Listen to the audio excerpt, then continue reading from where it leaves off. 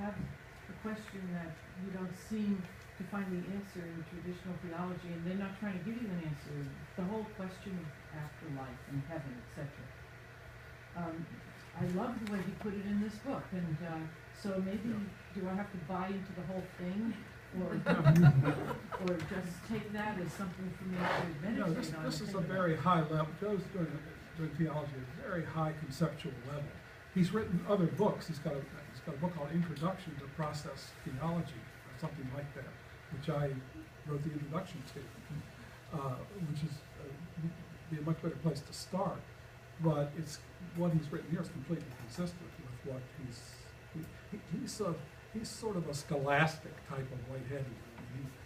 He's somebody he's a theologian's theologian. Let's put it that way, rather than somebody that you use to introduce people to. I'm talking about this book in particular, but his other book is more introductory. What's his other book? Introduction. I think it's called Introduction to Process Theology. I'll send a note out on it. Or something like that. Yeah, Look at I'll send a note on it. I should know. I wrote the introduction to it, Yeah. Oh, okay. so I endorsed it. Jack, you want to tell us about the new book that you're currently working on? Well, I shouldn't, because who knows, it might never get into print. But I'm writing a book now which I'm calling Catholic Theology for an Unfinished Universe, in which I'm trying to nudge the register of Catholic thought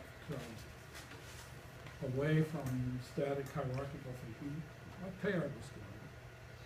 And my main inspiration are three Jesuits, whom I chose not because they're Jesuits, but because they're Catholics.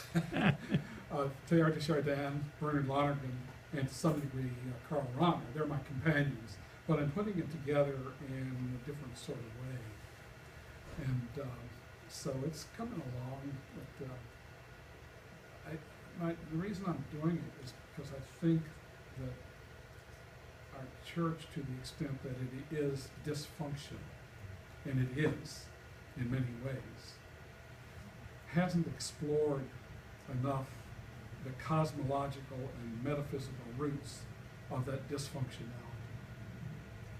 And I think to the extent the dysfunctional aspects of Catholicism are connected to its almost idolatrous adherence to a worldview that is now out of date and obsolete, and certainly doesn't meet the needs of intellectuals.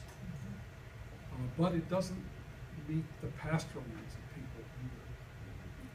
And so I'm looking for a way of expressing traditional Catholic doctrine in a different register, with a different tonality to it. It's not entirely different from what a lot of other theologians are doing today.